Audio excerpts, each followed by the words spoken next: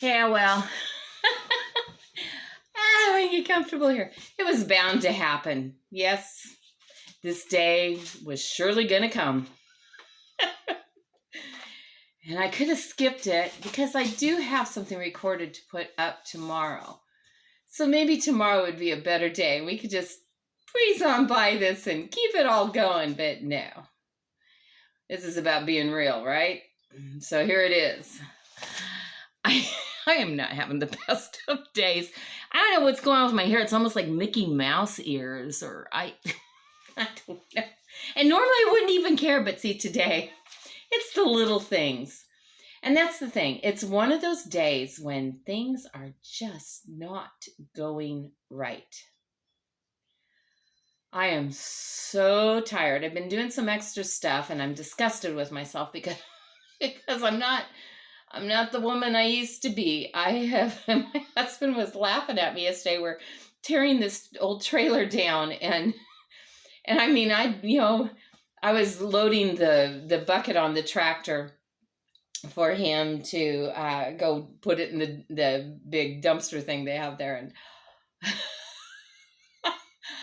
I mean, I barely get that thing. And it's not that big of a bucket, I mean, I'd get the stuff in there, I'd take everything. I mean, I was like, I got to take a freaking rest. And he's laughing at me. He's like, what's wrong? I go, I am not the woman I used to be. I mean, I used to have so much energy. I mean, I would have been in here zipping this thing out. You would have been impressed, but like, can't.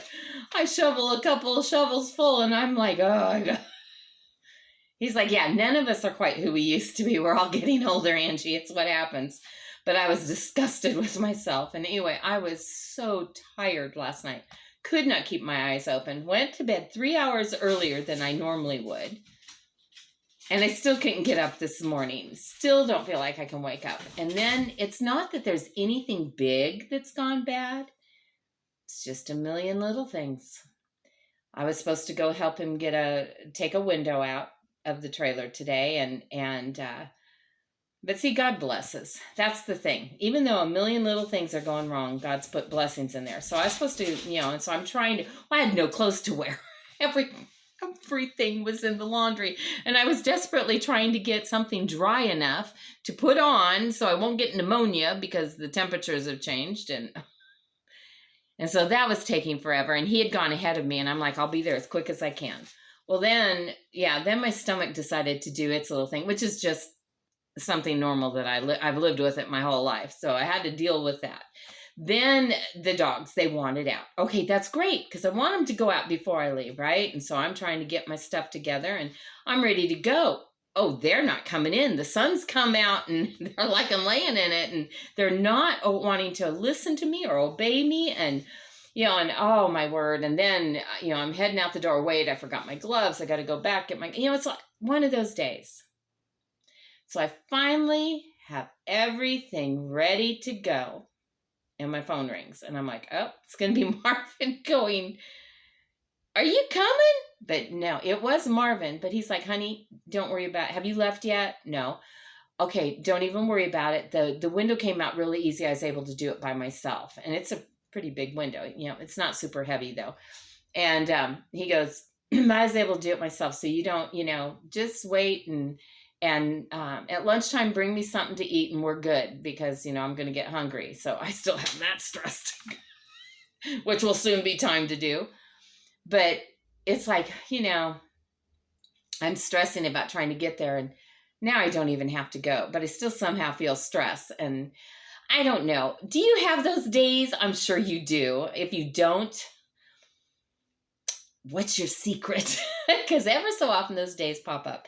And there were some other things that happened. I was trying to answer a response on a comment that was left. I say, I can't wake up today. And so I was trying to say, I think, I hear you, sister, I'm praying or something like that. But I typed in brother. I'm like on my way home. And I didn't even realize I'd done it till I hit the, reply thing. And then it's like, wait, no. So then I'm trying to correct it. I'm trying to change. And it won't, YouTube kept saying, we're sorry, we we cannot allow these corrections, or you cannot edit this comment at this time, or whatever it was saying. So then I'm like going, okay, get out of the studio app or whatever. I'm just going to go on and just try to, just put a thing in there. Hey, I don't know where the brother came from. It was supposed to be sister. And so then but then it wouldn't let me leave a comment. You can't leave a comment. I'm like, yes, I can. This is my channel. Eventually, I figured it out and was able to get it on. And so hopefully she saw that I went back and corrected that, because, she was probably having a bad day and she's like, oh, great. She thinks I'm a brother when I'm a sister. Okay. And it's somebody I know. So she probably thought I meant her brother. But So that was kind of like some of the beginning of what was happening.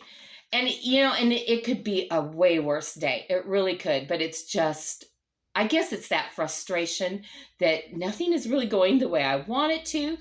I thought I turned the dryer on to dry my clothes. That was the other thing. And I hear this tick, tick, tick, tick, tick, tick. And I'm like, what is that? And it was because I'd set the timer to turn the dryer on.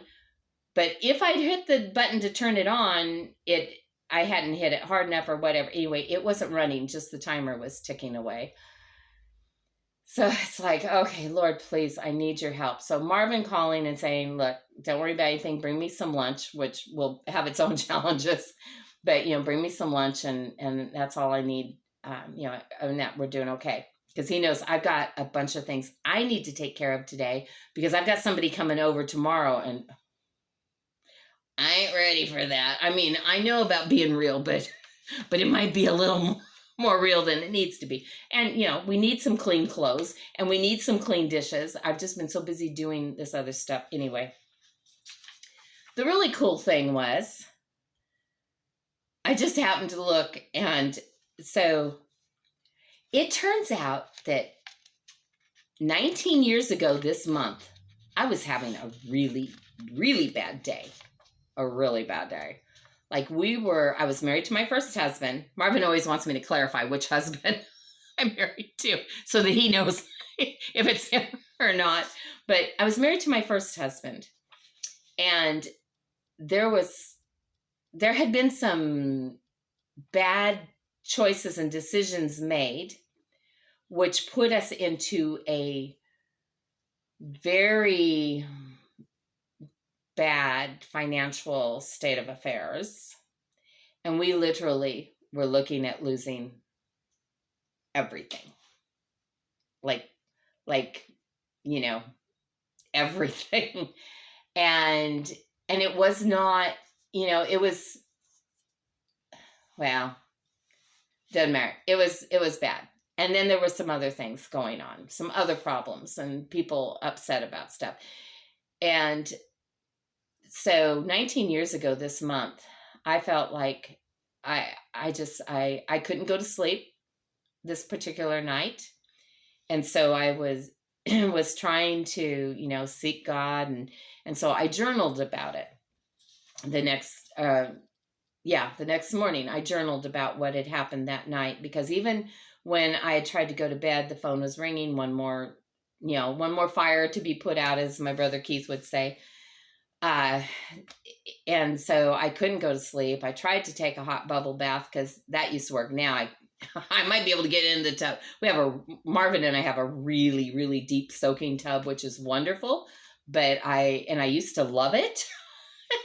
But now getting in and out of it is probably not the smartest thing for me to be doing, because I probably need a pool ladder be able to do it. And even then, you guys, I don't know. So anyhow, back then, bubble baths used to help relax me, and I tried listening to worship music, and and I was praying, and I was really struggling. And so as I laid down in bed, desiring to go to sleep, I did something. And I journaled about it, and I read that this morning, and I'm like going, thank you, Lord, for reminding me. So I'm going to read it to you, okay? Just this little section out of my journal. So this is when I'd laid down in bed and was trying to figure out how I was going to sleep. I closed my eyes and tried to imagine myself walking into the throne room of God. It was full of people and angels standing with their faces towards the throne, offering their praise and worship to their Creator. I felt the proper thing to do was to be still and reverent, but I was desperate. There was no time, so I stood tall and began to make my way through the crowd with purpose. There, in front of me, I could see his feet. I didn't dare look up, knowing no one can look at God. I kept my eyes on his feet. Standing there, now in the place I knew I needed to be, I felt awed. A great need to just fall on my face and worship was my first thought. But I was in desperate need for help, and so I thought to myself, what do you do when you finally find yourself at the feet of God with a heart so heavy? Immediately it came to me, you put the heaviness at his feet. You give it all to him. So I did. I reached behind me and took hold of a hand. I pulled the person forward. It was a man that had been causing all kinds of trouble for us. I introduced him to God and then told God of the pressure from this man and how we couldn't seem to do anything for him but add to his misery. I wasn't accusing, just giving the honest facts of our predicament. Then I asked God to take him and to give the man joy. I then moved him forward to God and left him there. Wow, I felt better. I decided to reach back again and do it again. This time, the hand I took hold of was a woman that was overwhelmed with trouble and overwhelming me. Again, I introduced her to God, told him of the need, and asked him to take over and do for her what I couldn't. I then moved her forward to him and left her there. I definitely could feel a letting up of the load.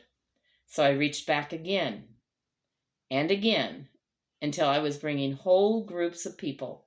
Then I took hold of my checkbook, which was inadequate, and gave that to him. I was grabbing diseases by the armful and giving it to the Lord. I finally drifted off to a restful sleep, still adding to the pile, which never seemed to grow, laid at his feet. Maybe overwhelming for me, but it wasn't for God. Today, things turned around. The first man that I had brought forward decided to make a change and work with us, not against us. Shortly after that, one of our financial concerns was turned around and removed. Then another situation was resolved, and on it went. There was a definite quieting of storms today. I have learned that up to a certain point, it isn't really that hard to not worry and to just trust God and rest in him. But once that point is passed, it can become very difficult. For me, actually trying to see myself in my mind's eye, literally giving this load to God, helped me do it. And once I was able to do that, I was able to find peace. Following the peace I found in him was the actual turning around of my circumstances. Now, today, what I've been facing, little stuff. Annoying, irritating stuff. Is something big ever going to happen again in my life? Most likely. Are big things going to happen in your life? Most likely. In fact, maybe something big's going on in your life now. Maybe something that's more than just little annoying things. Maybe maybe you're facing the loss of a loved one or divorce. Maybe you're facing a lawsuit. What are the things that happen to us? Housing developments going in all around your property and choking you out. We face things that sometimes are really big. Maybe the diagnosis of a terminal illness or a life-changing disease that you now have to cope with. The loss of a limb. A car accident and somebody you love laying in the hospital. I mean, there are those really big things out there that are things we can't fix. They're beyond our control. And they can make for a really bad day. But is there peace for us as followers of Christ? Yeah. And will he bring that to us? Is he really in control? Yes. Will he meet us where we're at? Yes. Does he always come right when we tell him to and do what we say he should do? No, he doesn't usually do that for me at all. He has a much better plan than I can come up with. So yeah, I'm even laughing on my annoying day, but I wasn't laughing before I found this. Then it was like, oh yeah. Yeah, I remember that.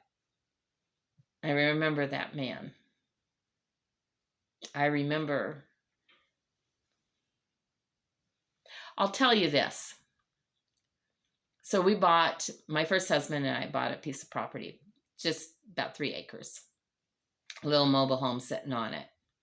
And it was 3 acres that had once been lush horse pasture, but was now just rocks and weeds. And oh my word, it was a mess. And so the guy that lived next to us, didn't know my neighbors yet, but one on one side of me and the other on the other side of me, they hated us.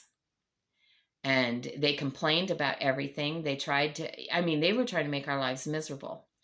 Well, then one day we were having some work done on our driveway. Our driveway was a long driveway. Our home sit on the back of the property, and our driveway was 1/10 of a mile to do the loop. And it was in serious need of repair. And so it was being repaired.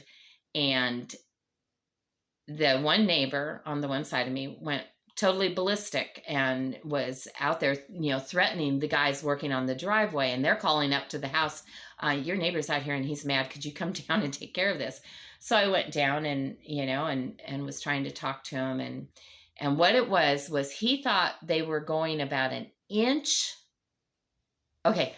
What they were fixing on the driveway was not over on his property, but their tires, when they were coming to turn into our driveway, because it was big machines, okay? It was like road work type machines, those great big ones. And they were coming over, the track was hitting about 1 inch onto his property. And that was upsetting him. Now, God gave me the peace to just keep really calm in this. I have been a negotiator in a lot of conflict resolution before.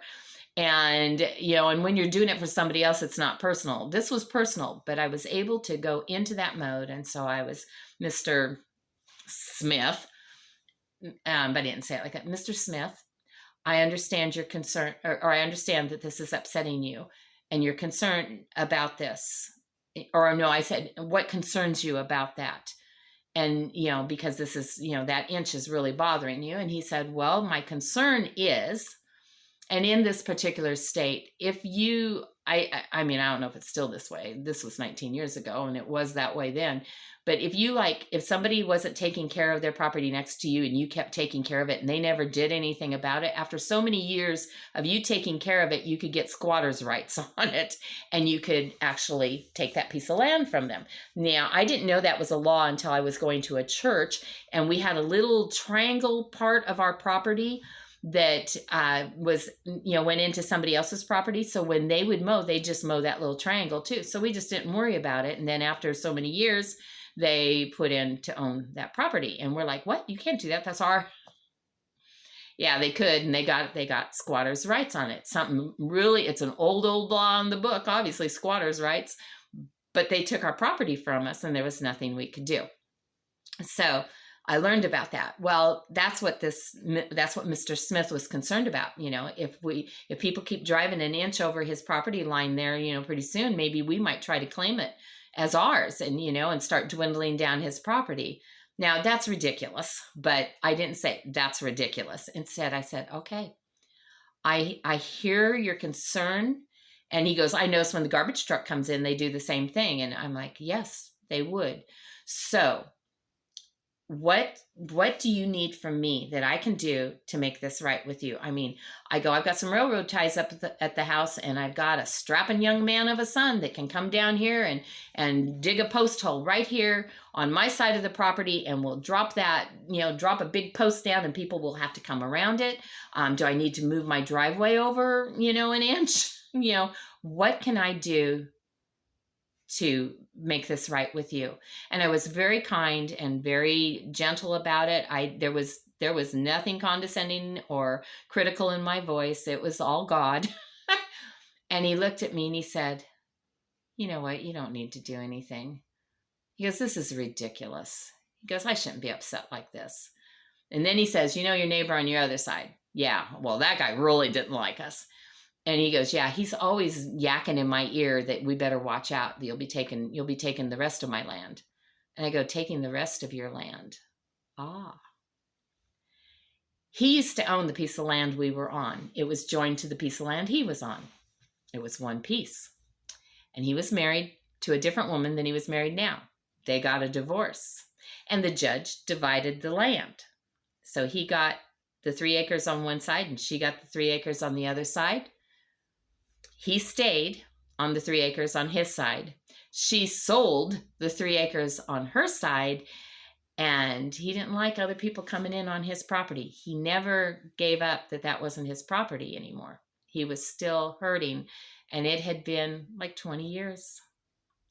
Well, then my heart went out to him, and it's like, I am so sorry. I'm sure that's hard.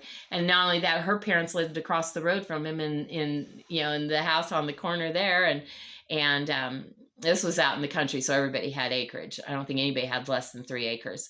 And, and he goes, and so they're always, she was always over there and she got all this money for her land. And he goes, I couldn't even afford to sell mine because then I wouldn't have any place to live. He goes, I couldn't have got enough money at the time. And he goes, and now I've been here for so long.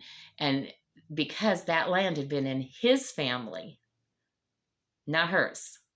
And that just put salt on the wound. So I got it, and the Lord blessed us, and we got through all of that and worked it out. But here's the thing. You having a bad day today? I get it. Maybe you're having a really bad day. For me, there's a reason I found this today. For me, I was able to just lay down, take a deep breath, and try to imagine myself before the throne of God, literally taking these things out and putting them at his feet, giving them to him. And as I did that, I really did feel a lightening of that load. And once I really gave them to him, see, that's what I said at the end there, right? That and once I was able to do that, I was able to find peace. Following the peace I found in him, in Jesus, was the actual turning around of my circumstances. Some things, sometimes life's going to change and bad things are going to happen that are going to change the course of our life. And we have to find our new normal. I mean, when somebody dies, you can't bring them back. They're gone, and it changes the reality of your life. And I've lost people close to me, and I'll lose more. My neighbor, when he lost his leg, there was no bringing his leg back. He had a new normal he had to find, and he found it. So some things are going to change the course of our life. There's nothing we can do about it. Some things can be corrected, like the neighbor guy. And we got along fine after that. But whichever way it is, whether it can be corrected or it's just we've got to find a new normal, there is peace in Christ. And there are things that are just more than we can handle, even when it's a million little things for the day. So yeah, I'm laughing again. I'm happy again. I'm at peace again. Yep, Jesus wins this one too.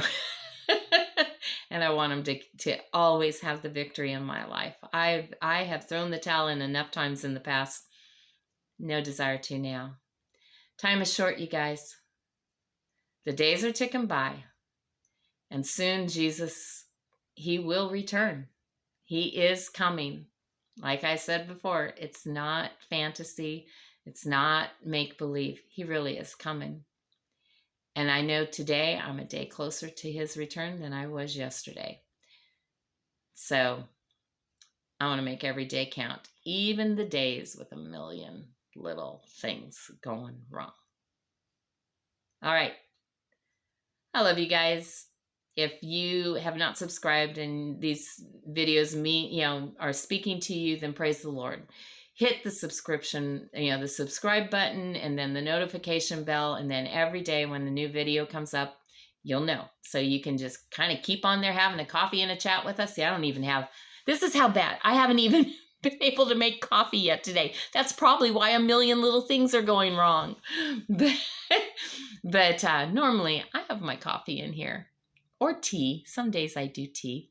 But, we just invite you, get whatever you enjoy drinking, find yourself a comfortable place and snuggle in for just a few minutes and spend some time with us, and definitely comment, hit the like button, email. My email is in the description of this video. You can email me privately, but I love hearing what God's doing in your lives too. All right. I love you guys. I'll talk to you tomorrow.